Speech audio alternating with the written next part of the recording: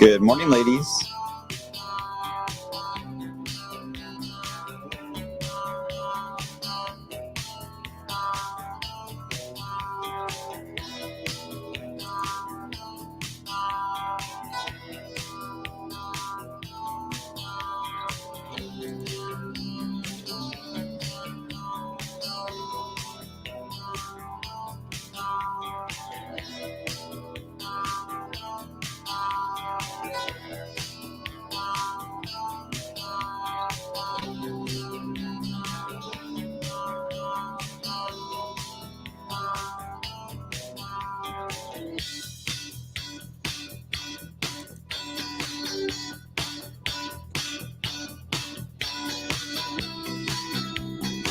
I think we have a lot of sleepyheads around today. It's very quiet. Good morning, guys. Hope you are doing well. I know it's I would say Wednesday. I know it's Tuesday, which it's really Wednesday for this kind of a week. I'm not really sure. I hope you guys are doing well. I'm wave meteorologist Brian Goode. It is a holiday week, so I'm sure a lot of you are on your holiday vacations. Schools are on vacation starting tomorrow. That's the way it used to be when I was at Moore High School. I think it was always the Wednesday, right? That's the last day, and you have a chance to enjoy. Hey, Ron. Hey, buddy. Saw you sent me something. I haven't had a chance to look yet. I will look shortly. I promise. I did see your name flash up there. I'm really bad on email, guys. I'm really, really bad on email. I apologize. I think my inbox is like 14,000 unread right now. So I really do apologize. Wayne, our bots man. Slow news. I can't say that, Wayne. You know that. Slow snow news. Hurry up, December. I agree. Good morning. And to John, Avi, and Tim Ford. Thank you, Aaron. Appreciate that. All right. So what is on the game plan today? Well, obviously, there's several items we're going to cover, including, obviously, Thanksgiving. This has been, wow, what a system this has been. Just trying to track it and get its angle of attack right, and now it's trying to show up more in pieces. That's kind of messing up the timing for those of you who have plans to not only travel for Thanksgiving, but even for the rest of that holiday weekend. And of course, the second greatest known now, busiest travel day of the year is Sunday, not so much really Wednesday.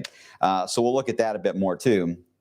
And then we'll get into what I think is starting to be the overall setup that is starting to shape up for December.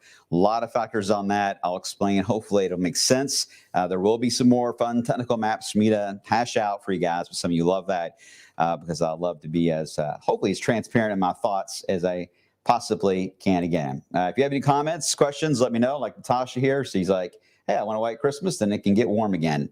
I think you are probably in about 85 percentile of the audience right now that agrees with that. Other than Wayne and myself, I think we're the ones that want the snow all the time. I get it. All right, I'll tell you what. Let's start with what we always do, the snowboard. And for the first time this year, the snowboard is empty. Yeah, it's all about itself. Don't worry. If it helps at all, it is still technically autumn. Okay. Now, Wayne, I've known Wayne a long time. Wayne would always call anything that happens before winter or after winter ends is bonus snow. It doesn't count it as the true winter snow. See, I pay attention to you, Wayne. Spam alert. Hold on. Got a spam. Get me rid of it. Thank you, Mary. Appreciate that. All right, got it. Boom. All right. So that's okay, right? So if it doesn't really count yet, then there's no reason to fret, right? That's how I look at it. All right, beautiful outside right now. Man, these mornings have been cold. Even though we're improving our daytime highs, the air is so dry that you're getting these dramatic climbs now. Very cold mornings, then you jump all the way up into the 50s. And so these 25 to 30 degree jumps are going to happen until we get more moisture added into the air, which, considering we're in a drought, that is going to be a very difficult thing to have happen. So get used to the cold mornings. This will be the case all the way up to just about Thanksgiving, and then we'll have temperatures staying above freezing at that point. Currently, it's at 33 in Louisville. It's that little pink shaded area in southern Kentucky. That is where we are below freezing still. But you guys are catching up in a hurry, fairly quick. Looking quiet, though, in the area. Obviously, no clouds to track. So let's head to Atlanta, where this was the southern wave that was showing up last Thursday or Friday. I think it was this Thursday. I was sitting next to Ryan Hoke, and we were looking at this, and I was like, And the Euro keeps wanting to throw precipitation into our area. And we knew that we were going to have still some cold mornings, yet warm afternoons. That would have been a classic freeze and drizzle scenario. So it did get our attention, but we really didn't want to hype it up and put it into the forecast because we didn't know for sure how dominant that flow will be and keeping it going east. And sure enough, it is going east. So it stayed south of us, but it did make it to the mountains in Georgia. And of course, they're in the mountains, so it's more of a snow issue there. Minor overall. But those little tricky systems like that, got to really watch, especially when you're coming out of Arctic air. All right, the Great Lakes, so it calmed me down a bit. You know, this got snow showers. This is not true lake effect snow any longer. So, but I think nearly 7 feet of snow is going to take a while. It's going to take a while to go away, right?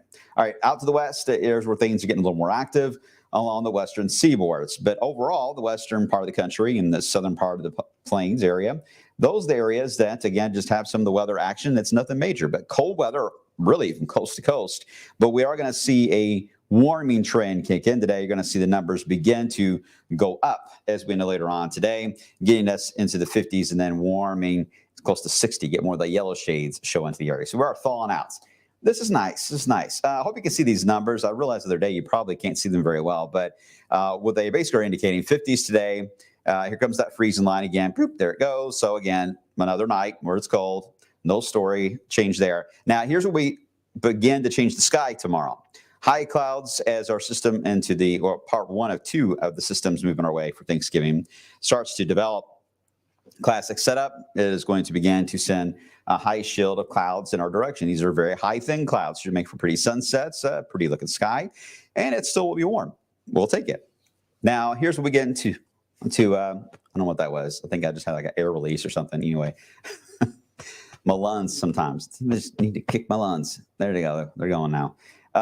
We do end up with a dry setup for much of Thanksgiving the way this is looking. In fact, I'm probably going to keep taking the rain chance down because this is Thanksgiving morning. Starting off cold, bright and sunny, ready to go to grandma's. Everyone's fired up, ready to get that.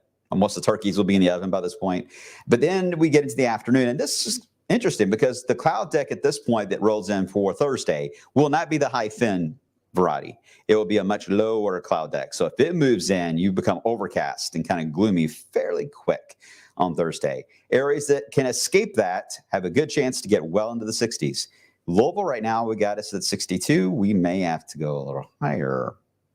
Just trying to figure out the race of that cloud shield. But could be a bonus Thanksgiving, really.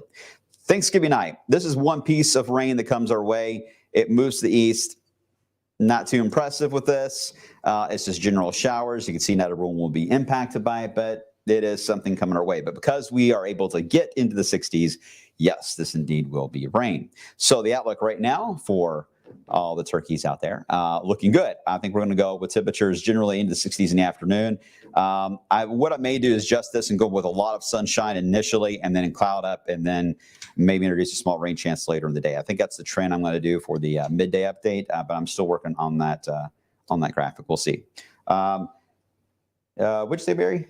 You need to mulch your leaves. Yeah, I need to do the same thing. I did rake them in the piles, but for the dogs, not for me. Problem is I'm allergic to trees I'm allergic to most trees, but I'm certainly allergic to leaves. When they die like that, I don't know what they produce, some kind of mold, I guess. I don't know. So as a kid, I can never jump in them. I know I'm a bubble boy, but I like to do it for the dogs because they love it. Anyway, I hope you have a chance to mulch the leaves. That was the whole point of that answer. Okay, so here's the system number one that gets going into the Rockies, spills the clouds in our area, then we get the rain from it as we head into the day on Thanksgiving and to part of Friday. Although really, this is Friday night. This is Thanksgiving night. Really, the highest rain chance is probably going to be when a lot of you are asleep, or if you're going to be up late decorating, putting the tree up, depending on your family tradition. I think this year's Elf and Christmas Vacation are on a loop this year. I'm not sure if it's Toy Story. I think they replaced Toy Story with Elf and Christmas Vacation, which I think is awesome. But you may be up watching it. Who knows? And then we get a break. That's one little shot of rain. Moves on by Thanksgiving night. And then for you shoppers, maybe all right. Maybe all right. Maybe doing pretty good until this thing moves in. Now, this is the main low itself, and it's got an interesting arcing to it to where you get a southeast flow. If we were to have more instability with this would actually be thunderstorms, but we don't have to worry about that. right now anyway. I don't see this being a strong enough flow out of the south to really give us the moisture content we need, because that's been the trend all season, is the lack of moisture content. So why would that change now? It wouldn't. So we'll go with a band of rain coming in from the south and east. This looks to be more of a Saturday issue now. So you may get lucky if you want to decorate your homes the next couple of days. You could even do it on Friday, but Saturday probably would not be a good day. Underneath the core of the low itself, as it moves by, the 850 temperatures right through here do drop, but right to that marginal level where you could get maybe sleet or snowflake. And that's about it. It's not a thick enough cold layer at all, just enough to be a nuisance really to a forecast. So we'll keep this as light rain as we head into Saturday night into Sunday, and then we're done with it. All right. Let me show you what it looks like. You can actually see, because it's outlined on this map, where you see the 850 line, where you track the cooling of the air right under the upper low. You can see it really well as I advance this. So let me re-rect the map here. We go on Thursday. There it goes, moves in. Boom, there it is. All right. So now here we are on Saturday night. You can see the core right there of the cooler pocket right over the Ohio Valley. And anything south and west of that, air dries up rapidly. And then we're done. And then we have another system, which this one does have a little more of an interesting kick to it. A lot of wind is showing up with this. Back into the 60s we go. Yeah, this was for the last day of the month, on the 30th. I'll watch this. I think right now most of your wind energy looks like it's going to be into the Great Lakes, into Canada. So I don't see a big severe threat out of this. If the wind energy was a little more down into this area, I would be much more concerned on severe weather. But with it being locked up more north, I think this is going to be more of an issue of just a line of rain, maybe some thunder, but nothing too crazy with that. And at the moment, I don't see the cold air catching up to it to change it to snow. It looks like that's the case, but it's a shallow layer, so it's not exactly, it's a bit of an eye illusion on the model here, the way the Euro runs, but we're fine. But I do think it's going to be one's going to kick up the rain, and that would be about Tuesday or Wednesday next week, the following week. All right, so then what happens? Good question. First off, we look at the jet stream pattern. Again, you're looking at the Earth's bald spot, looking straight down on the globe, and you can see we've got the jet stream action where this is Louisville over here. Hold on one second, sorry. Here's Louisville down here. We got the jet moving over. So anytime you get a jet that is east-west in the lower 48, there is a name we call that. If you know what it is, type it into the chat. I think some of you do. Wayne, I'm sure does. If you know what it is, then you know what it means. But there's the jet east and west. Notice we do not have a jet that is angled over the Arctic and aims over Canada into the United States. That is a lacking, and we've had that for the past 2 to 3 weeks. So because we do not have it, that is going to limit the amount of cold air that we're going to get into the lower 48 to at least to start the first few days of the there you go. Well, I'll tell you what, Wayne, you're right. It's a Pacific jet flow, but Brian's right now. Yeah, it's a zonal flow. It is. It's going to be a zonal flow, which means there's going to be some fast moving systems moving by with Pacific origin, and you don't get Arctic air or snow with that kind of a setup. So the snow machine's going to be cut off. The snowboard may be quiet for a while. We need to get more of a blocking going on here in the areas of Alaska, and certainly they've got some blocking still there around Greenland, but we need more of a pronounced one, and that will then force the jet to then become like a little face. It's like a pair of glasses and a nose. It's not nothing. It's not meteorological, but you know what that. You know what I mean. You know what I mean by that. Then we get a chance to drop it. Oh, wait a minute. Spam alert, spam alert, spam alert. Man, they're bad today. It's holiday season, right?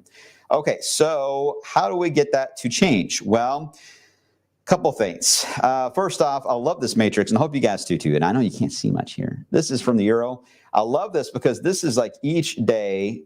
And this pen, I don't know about you all, but it drives me crazy how you can't see anything on it. So I'm going to make it a dark blue, and hopefully you can see it. I'm going to make all the other mats here at the station mad, because when I change the color of the pen, it changes for them too. So if you see Kevin and Ryan lately drawn and it's all blue and they're like, Matt, why is it blue? And Brian Goode, he did it. Anyway, at least I can see it. But here's each day of the week. And these are all the different ensembles on the y-axis here of basically indicating each model's idea of potential snowfall. And there is nothing until we get into December. And there are few ensembles that try to fill in on the gaps.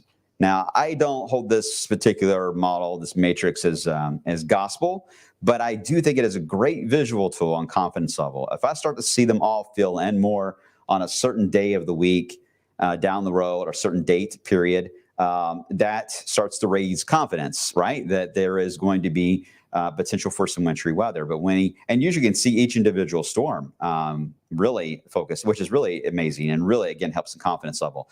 But this is not good. We'll see what it looks like at 12Z coming in later today, but this is not a good looking sign. Another sign that's what already confirms what we're noticing, polar vortex, there it goes. It is going back to the black line. It was dropping below the black line, which is what got us the cold air. Now it's trending right back up to the black line. And then once it goes north of it, we definitely have some warm air. This is the strength, basically, of the polar vortex you're tracking here based on temperatures at the 30 millibar level, if that makes probably no sense. I won't get any more detail. I don't want to be too nerdy. But just follow the black line. If it's south of that black line, cold air is on the move and can be available. If it goes north of it, we get into a warmer pattern.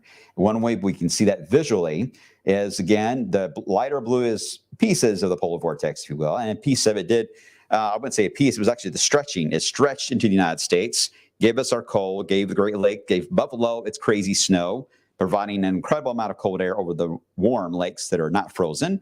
And now it's starting to go back up and to our friend, the North Pole. And you can see as we head through time that that's what it wants to do. Now, there is one interesting feature.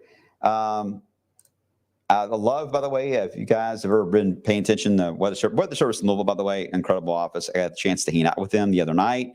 And such a great crew over there. I was hanging out with Brian Nerdoff and see who was there. Chase, CJ, who else was there? I know I ran into several different people. Jessica was there, not from here, but Jessica there at the Weather Service. And MJ, Mark Jarvis, who I've known since Mark was 18 when I first met him. Incredible mind. And he's taught me a lot even about modeling. He made a good point, and it's something that I haven't been, to be honest with you, as much attention to as I should have been, is the fact that typhoons way over here are trying to form into the Western Pacific. Now, looking at the charts today, they're not as aggressive with the idea, but it is an interesting pattern for one, because if they can form, they will then help and pull down one piece of the polar vortex and could even send it more into the lower 48 and really can turn the East Coast cold. So I've been tracking it, and as we advance this, we see it enter right in here is where it's entering. And this, again, is I don't have the date on here. That's horrible of me. Let's see if I can get it on the top. Hold on. Oh, my goodness, I cannot read. I need glasses or something. Let's see, about the 2nd or the 3rd there of December. And then it would have a chance to drop. The modeling stops there, by the way. If, again, it can stretch again and pull the polar vortex down, say the 2nd week or so of December. It can do that. It can do that. Otherwise, we're going to have to wait. Because at the moment, when you back up here on the modeling, you can see everything's locked up there across the North Pole. I'm getting rid of my pen. When you see everything locked up there across the north part of the pole itself, that means that warm air is going to dominate. Hope that all made sense. I was trying to show you guys something visually that we are tracking and give you an idea. Usually cold air attacks, as I always say, show up within 2 weeks. And in many cases, you got to add 2 weeks to that 2 weeks. Then you'll see it. So this is good. This is good, snow lovers. If you want some groundwork laid out to try to get a colder pattern and maybe a wintry one in time for the holidays, you've got to go through all this first. You've got to go through all this hoopla to set the pattern back up. It's got to recharge, reorganize, and then you'll have another attack. Now, if this was happening now and it's December 20th, I would say, yep, forget a white Christmas for sure. It's not going to happen. This happening where it is placed where the second half of December could be quite exciting. I hope that made sense. And we shall see how it goes as we get closer. All right, it is 51 minutes after the hour. I'm out of time. I need to get ready to look over some more stuff for the midday show. And we'll look at some of those matches for Thanksgiving as well. As always, appreciate you guys watching. You're awesome. I will see you all coming up on the flip side.